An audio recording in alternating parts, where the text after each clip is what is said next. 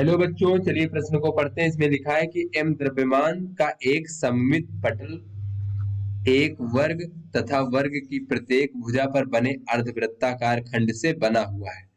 तो वर्ग की भुजा की लंबाई 2a है। पटल के तल के लंबवत तथा द्रव्यमान केंद्र से गुजरने वाली अक्ष के परितः जड़त्व आघूर्ण 1.6 ma का वर्ग है। तो बच्चों पटल के तल में स्पर्श रेखा AB के परितः पटल का जड़त्व आघूर्ण क्या है बच्चों, ये हमें बताना है। तो बच्चों ये हमारा पटल है बच्चों, इसका द्रव्यमान m है और ये पटल जो है बच्चों एक वर्गाकार तथा बच्चों प्रत्येक भुजा पर बने ये बच्चों ये चार जो बच्चों अर्धवृत्ताकार है, इनसे मिलकर के बच्चों ये बना हुआ है पटल। तो बच्चों ये जो केंद्र O है, इससे जाने वाला द्रव्यमान केंद्र O और इसके तल के अभिलंबवत अक्ष के परितः जो है जड़त्व आघूर्ण दिया गया है। और बच्चों ये इसके पटल के तल में जो स्पर्श रेखा AB है, इसके परितः जड़त्व आघूर्ण बच्चों पूछा जा रहा है। चलिए बच्चों इस प्रश्न की मूल अवधारणा देख लेते हैं। बच्चों ये मान लीजिए हमारा कोई पिंड है बच्चों, और ये इसका बच्चों द्रव्यमान केंद्र है। तो बच्चों द्रव्यमान केंद्र के परितः जो है, द्रव्यमान केंद्र से जाने वाले जो अक्ष है उसके परितः इसका जड़त्व आघूर्ण IC मान लेते हैं। तो बच्चों इसी अक्ष के समांतर कोई दूसरी अक्ष है, उसके परितः जो जड़त्व आघूर्ण को बच्चों हम I मान लेते हैं बच्चों, इस प्रकार से इस पिंड का जड़त्व आघूर्ण। तो बच्चों चलिए देख लेते हैं कि समांतर अक्षों की प्रमेय क्या कहती है बच्चों। तो जड़त्व आघूर्ण में बच्चों जो समांतर अक्षों की प्रमेय होती है वो कहती है बच्चों कि ये जो I बराबर होगा बच्चों हमारा इस अक्ष के परितः जड़त्व आघूर्ण, वो होगा बच्चों केंद्र से जाने वाली रेखा के परितः जड़त्व आघूर्ण यानी कि IC, और बच्चों धन इस पिंड का द्रव्यमान, और बच्चों इन दोनों समांतर अक्षों के बीच की दूरी अगर स्मॉल r मान ले बच्चों, तो इस प्रकार से r का वर्ग। तो बच्चों ये हमारी समांतर अक्षों की प्रमेय होती है। अब चलिए बच्चों देख लेते हैं कि लंबवत अक्षों की प्रमेय क्या होती है। बच्चों ये x, y और z बच्चों तीन परस्पर बच्चों लंबवत अक्ष मान लेते हैं, ये परस्पर लंबवत है बच्चों।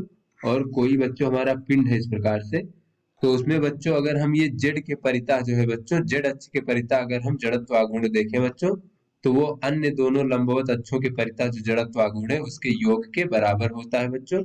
ये हमारा बच्चों लंबवत अक्षों की प्रमेय कहलाती है। तो चलिए बच्चों अपने प्रश्न को हल करते हैं। तो बच्चों यहाँ पर मान लीजिए ये हमारा कोई बच्चों PQ अक्ष है, और बच्चों इस प्रकार से ये कोई हमारा RS अक्ष मान लेते हैं बच्चों। तो यहाँ पर ये PQ और RS अक्ष है बच्चों, ये हमारे ये पटल के तल में है बच्चों। तो यहाँ से बच्चों ये द्रव्यमान केंद्र O से तथा इस पटल के अभिलंबवत अक्ष के परितः जो है जड़त्व आघूर्ण बच्चों हमें दिया गया है बच्चों। तो उसको हम Z अक्ष अगर मान ले तो बच्चों ये IZ का मान हमें दिया गया है 1.6 द्रव्यमान m और a का वर्ग। ये बच्चों जड़त्व आघूर्ण हमें प्रश्न में दिया गया है। और बच्चों इसको हम बच्चों x अक्ष मान ले और इसको जो है अगर हम y अक्ष मान ले बच्चों, तो इन दोनों के परितः जो जड़त्व आघूर्ण है उसको हम IX और इसको बच्चों हम IY मान लेते हैं बच्चों, x और y अक्ष के परितः जड़त्व आघूर्ण। तो ऐसे में बच्चों अगर हम देखें तो लंबवत अक्षों की प्रमेय से IZ बराबर IX धन IY। तो बच्चों ये PQ यानी कि x अक्ष के परितः बच्चों, इसके परितः जो जड़त्व आघूर्ण होगा और जो ये RS के परितः जड़त्व आघूर्ण होगा, दोनों का मान समान होगा। क्योंकि बच्चों ये सममित के आधार पर देखें बच्चों तो दोनों इसके तल में है बच्चों अक्ष, और दोनों सममित के हिसाब से देखें तो दोनों का मान समान होगा बच्चों। तो ये IX और IY का मान समान होगा। तो बच्चों इसका मान जो है हम I के बराबर मान सकते हैं। तो ये IZ बराबर हो जाएगा I धन I बराबर 2I। तो यहाँ से बच्चों I का मान हो जाएगा IZ भागे 2, अर्थात बच्चों 1.6 MA का वर्ग भागे 2, या फिर बच्चों इसको कह सकते हैं 0.8 MA का वर्ग।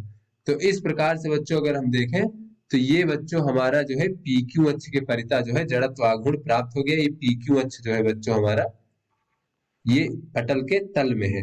तो PQ अक्ष के परितः जड़त्व आघूर्ण। तो बच्चों ये जो है ये PQ अक्ष जो है ये द्रव्यमान केंद्र से होकर के जाती है बच्चों, इस जो हमारा वस्तु है इसके केंद्र से होकर जा रही है। तो इसको बच्चों हम IC से भी प्रदर्शित कर सकते हैं, और ये IC बराबर हो हमें प्राप्त हुआ बच्चों 0.8 MA का वर्ग।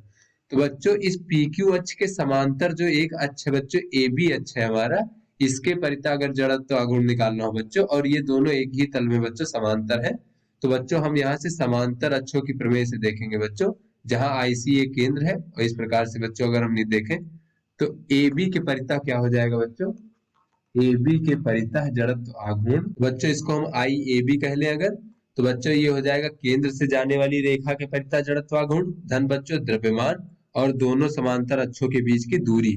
तो बच्चों अगर हम इस पी क्यू और ए के बीच में दूरी देखें बच्चों, तो इस प्रकार से अगर देखें बच्चों यहाँ पर, तो ये कुल लंबाई भुजा की, वर्गाकार भुजा की लंबाई 2a के बराबर है बच्चों, तो यहाँ से ये आधी लंबाई बच्चों a के बराबर हो जाएगी। तो ये a बच्चों इस अर्धवृत्ताकार जो भाग है बच्चों उसकी त्रिज्या हो जाएगी इस प्रकार से। तो यहाँ से अगर हम बच्चों देखें तो ये हमारा भी बच्चों a हो जाएगा, और ये आगे वाला भाग भी a इस प्रकार से हो जाएगा। तो बच्चों ये इन दोनों के बीच की दूरी, कुल दूरी 2a के बराबर हो जाएगी बच्चों। तो हमें पता है द्रव्यमान गुणे दोनों जो समांतर अक्ष है उनकी दूरी का वर्ग, दोनों समांतर अक्षों के बीच की दूरी का वर्ग। तो यहाँ से बच्चों ये ए बी अक्ष के परितः जो है हमारा जड़त्व आघूर्ण हो जाएगा बच्चों, ये केंद्र से जाने वाली रेखा यानी कि पी क्यू के परितः जो जड़त्व आघूर्ण है 0.8 एम ए का वर्ग है बच्चों, 0.8 एम ए का वर्ग धन बच्चों ये हो जाएगा m गुणे 4a का वर्ग। तो इस प्रकार से बच्चों ए बी अक्ष के परितः जड़त्व आघूर्ण में ज्ञात हो जाएगा बच्चों 4.8 एम ए का वर्ग। बच्चों ये हमारा उत्तर हुआ। तो आशा करते हैं बच्चों आपको समझ में आ गया होगा। धन्यवाद।